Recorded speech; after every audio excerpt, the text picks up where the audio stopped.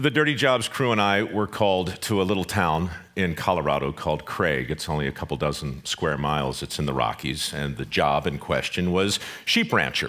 My role on the show, for those of you who haven't seen it, it's pretty simple. I'm an apprentice, and I work with the people who actually do the jobs in question, and my responsibilities are to simply try and keep up and give an honest account of what it's like to be these people for one day in their life. Job in question, herding sheep. Great. We go to Craig, and we check into a hotel, and I realize the next day that castration is going to be an absolute part of this work. So normally I never do any research at all, but this is a touchy subject, and I work for the Discovery Channel, and we want to portray accurately whatever it is we do, and we certainly want to do it with a lot of respect for the animals. So I call the Humane Society and I say, look, I'm going to be castrating some lambs. Can you tell me the deal?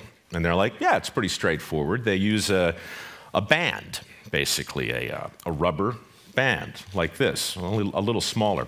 This one was actually around the playing cards I got yesterday, but it had a certain familiarity to it. And I said, well, what exactly is the process? And they said the band is applied to the tail tightly, and then another band is applied to the scrotum tightly. Blood flow is slowly retarded. A week later, the parts in question fall off. Great, got it. Okay, I call the SPCA to confirm this. They confirm it. I also call PETA, just for fun, and they don't like it, but they confirm it. Okay, that's basically how you do it. So the next day I go out and I'm given a horse and we go get the lambs and we take them to a pen that we built and we go about the business of animal husbandry. Melanie is the wife of Albert. Albert's the shepherd in question. Melanie picks up the lamb, one hand on both legs on the right, likewise on the left. Lamb goes on the post, she opens it up. All right, great. Albert goes in. I follow Albert, the crew's around. I always watch the process done the first time before I try it. Being an apprentice, you do that. Albert reaches in his pocket to pull out, this black rubber band, but what comes out instead is a knife. And I'm like, that's not rubber at all, And he kind of flicked it open in a way that caught the sun that was just coming over the Rockies. It was very, it was impressive. In the space of about 2 seconds, Albert had the knife between the cartilage of the tail, right next to the butt of the lamb, and very quickly the tail was gone and in the bucket that I was holding. A second later, with a big thumb and a well-calloused forefinger, he had the scrotum firmly in his grasp, and he pulled it toward him like so, and he took the knife, and he put it on the tip. Now, you think you know what's coming, Michael. You don't. Okay. He snips it, throws the tip over his shoulder, and then grabs the scrotum and pushes it upward, and then his head dips down, obscuring my view. But what I hear is a slurping sound and a noise that sounds like Velcro being yanked off a sticky wall, and I'm not even kidding. Can we roll the video? No, I'm kidding. We don't. I thought it best to talk in pictures. So I do something now I've never, ever done on a Dirty Job shoot, ever. I say, time out, stop. You guys know the show, we use take one. We don't do take two. There is no writing, there's no scripting, there's no nonsense. We don't fool around, we don't rehearse. We shoot what we get. I said, stop. This is nuts. I mean, you know what I'm saying? This is crazy. We can't do this, and Albert's like, what? And I'm like, I don't know what just happened, but there are testicles in this bucket, and that's not how we do it. He said, well, that's how we do it. And I said, why would you do it this way? And before I even let him explain, I said, I want to do it the right way with the rubber bands. And he says, like the Humane Society? And I said, yes, like the Humane Society. Let's do something that doesn't make the lambs squeal and bleed. We're on in 5 continents, dude. We're on twice a day on the Discovery. We can't do this. He says, okay. He goes to his box and he pulls out a bag of these little rubber bands. Melanie picks up another lamb, puts it on the post. Band goes on the tail, band goes on the scrotum. Lamb goes on the ground. Lamb takes 2 steps, falls down. Gets up, shakes a little, takes another couple steps, falls down. I'm like, this is not a good sign for this lamb at all. Gets up, walks to the corner. It's quivering, and it lies down, and it's in obvious distress. And I'm looking at the lamb, and I say, Albert, how long? Just, when's he get up? He's like, a day. I said, a day? How long does it take him to fall off? A week. Meanwhile, the lamb that he had just did his little procedure on He's just prancing around, bleeding stopped. He's, nibbling on some grass, frolicking.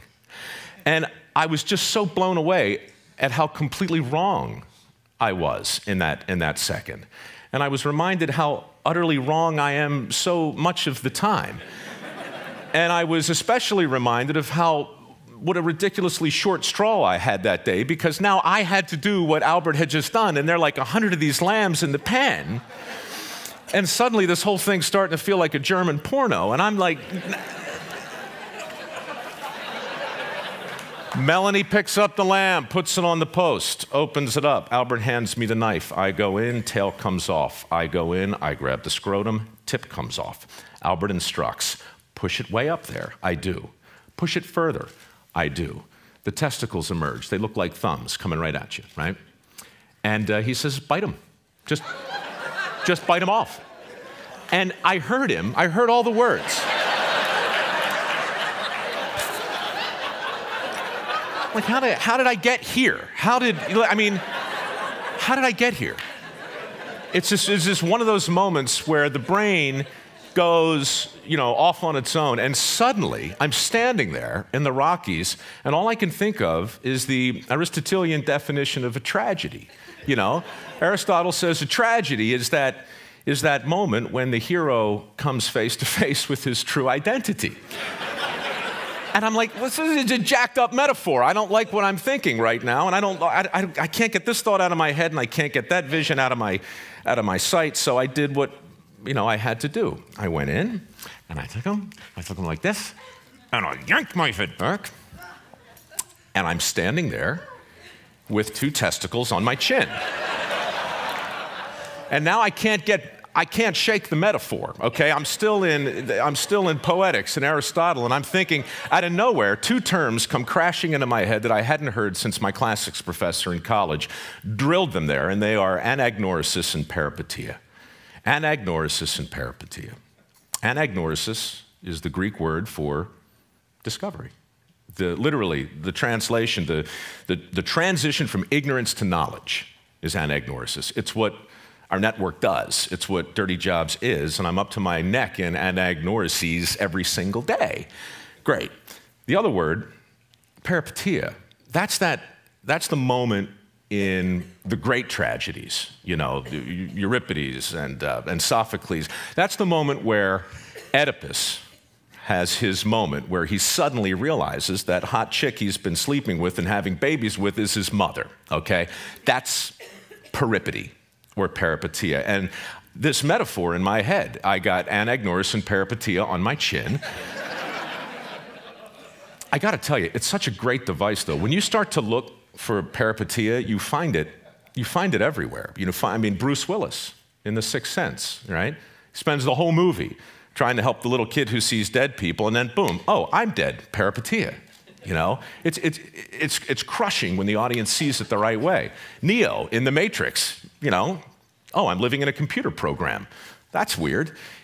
These discoveries that lead to sudden realizations, and I've been having them, over 200 dirty jobs. I have them all the time, but that one drilled something home in a way that I just wasn't prepared for.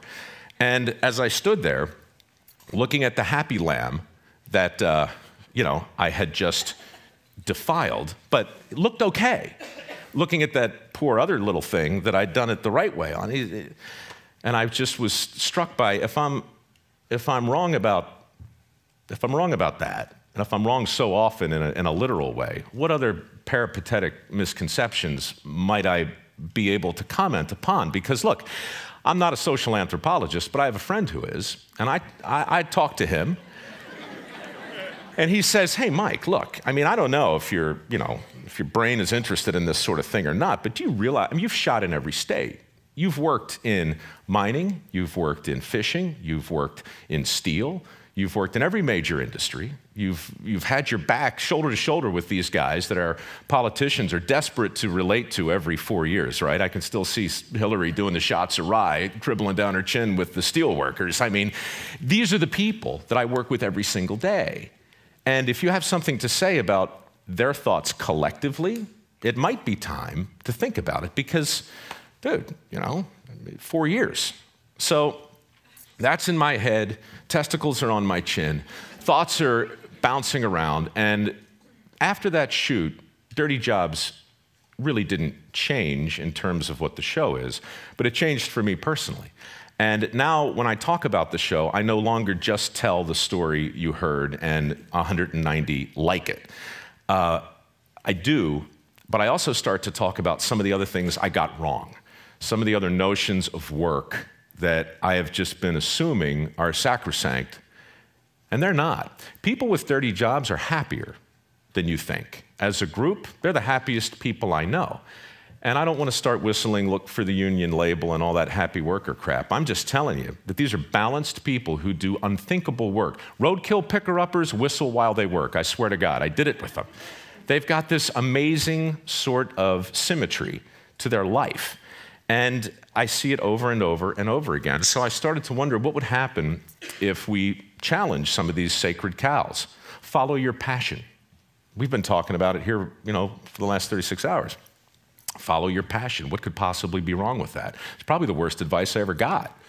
Follow your dreams and go broke, right? I mean, that's all I heard growing up. I didn't know what to do with my life, but I was told if you follow your passion, it's going to work out.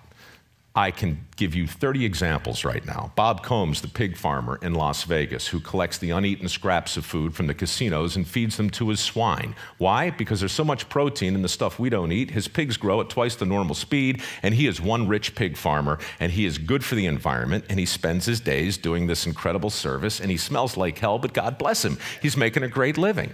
You ask him, did you follow your passion here? He'd laugh at you. The guy's he just got offered like $60 million for his farm and turned it down outside of Vegas.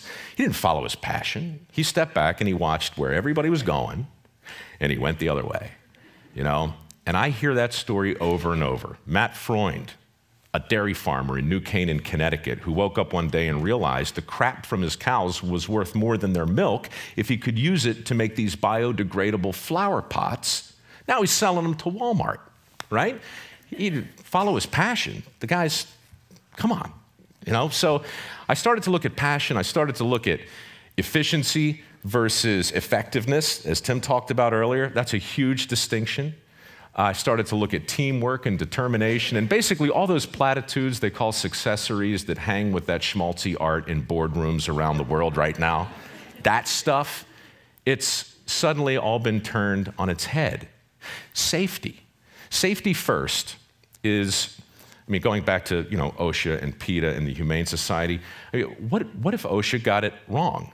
This is heresy, what I'm about to say, but what if it's really safety third, right? No, really, what I mean to say is, I value my safety on these crazy jobs as much as the people that I'm working with, but the ones who really get it done, they're not out there talking about safety first. They know that other things come first. The business of doing the work comes first, the business of getting it done. And, I'll never forget, up in the Bering Sea, I was on a crab boat with the Deadliest Catch guys, which I also work on in the first season. We're about 100 miles off the coast of Russia, 50-foot seas, big waves, green water coming over the wheelhouse, right? Most hazardous environment I'd ever seen, and I was back with a guy lashing the pots down. So I'm 40 feet off the deck, which is like looking down at the top of your shoe, and it's doing this in the ocean. Unspeakably dangerous. I scamper down, I go into the wheelhouse, and I say with some level of, incredulity, Captain, OSHA? And he says, OSHA, ocean. And he points out there, but in that moment, what he said next can't be repeated in the lower 48. It can't be repeated on any factory floor or any construction site. But he looked at me and he said, son, and he's my age, by the way, he calls me son. I love that. He says, son, I'm the captain of a crab boat. My responsibility is not to get you home alive. My responsibility is to get you home rich. You want to get home alive? That's on you. And for the rest of that day, safety first. I was like, so, the idea that we create this sense of complacency when all we do is talk about somebody else's responsibility as though it's our own and vice versa. Anyhow, a whole lot of things. I could talk at length about the many little distinctions we made and the endless list of ways that I got it wrong. But what it all comes down to is this. I have formed a theory, and I'm going to share it now in my remaining 2 minutes and 30 seconds. It goes like this. We've declared war on work as a society, all of us. It's a civil war. It's a Cold War, really. We didn't set out to do it, and we didn't twist our mustache in some Machiavellian way, but we've done it. And we have waged this war on at least 4 fronts, certainly in Hollywood. The way we portray working people on TV, it's laughable. If there's a plumber, he's 300 pounds and he's got a giant butt crack, admit it. You've seen him all the time. That's what plumbers look like, right? We turn them into heroes or we turn them into punchlines. That's what TV does. We try hard on dirty jobs not to do that, which is why I do the work and I don't cheat. But we've waged this war on Madison Avenue. I mean, so many of the commercials that come out there in the way of a message, what's really being said? Your life would be better if you could work a little less, if you didn't have to work so hard, if you could get home a little earlier, if you could retire a little faster, if you could punch out a little sooner. It's all in there, over and over again and again. Washington, I can't even begin to talk about the deals and policies in place that affect the bottom line reality of the available jobs, because I don't really know. I just know that that's a front in this war. And right here, guys, Silicon Valley. I mean, how many people have an iPhone on them right now? How many people have their Blackberries on? We're plugged in, we're connected. I would never suggest for a second that something bad has come out of the tech revolution. Good grief, not to this crowd. But I would suggest that innovation without imitation is a complete waste of time. And nobody celebrates imitation the way dirty jobs guys know it has to be done. Your iPhone without those people making the same interface, the same circuitry, the same board over and over, all that, you know, that's what makes it equally as possible as the genius that goes inside of it. So we've got this new toolbox, you know. Our tools today don't look like shovels and picks. They look like the stuff we walk around with. And so the collective effect of all of that has been this marginalization of lots and lots of jobs. And I realized, you know, probably too late in this game, I hope not, because I don't know if I can do 200 more of these things, but we're going to do as many as we can. And to me, the most important thing to know and to really come face to face with is the fact that I got it wrong about a lot of things, not just the testicles on my chin. I got a lot wrong. So we're thinking, by we, I mean me, that the thing to do is to talk about a PR campaign for work. Manual labor, skilled labor. Somebody needs to be out there talking about the forgotten benefits. I'm talking about grandfather stuff, the stuff a lot of us probably grew up with, but we've kind of lost a little. Barack wants to create 2.5 million jobs. The infrastructure is a huge deal. This war on work that I suppose exists has casualties like any other war. The infrastructure is the first one. Declining trade school enrollments are the second one. Every single year, fewer electricians, fewer carpenters, fewer plumbers, fewer welders, fewer pipe fitters, fewer steam fitters. The infrastructure jobs that everybody is talking about creating are those guys, the ones that have been in decline over and over. Meanwhile, we got $2 trillion at a minimum, according to the American Society of Civil Engineers, that we need to expend to even make a dent in the infrastructure, which is currently rated at a D-. So if I were running for anything, and I'm not, I would simply say that the jobs we hope to make and the jobs we hope to create aren't going to stick unless they're jobs that people want. And I know the point of this conference is to celebrate the things that are near and dear to us.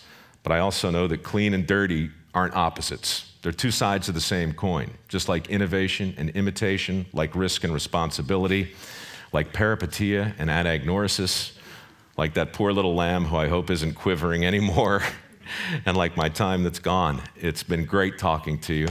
And get back to work, would you?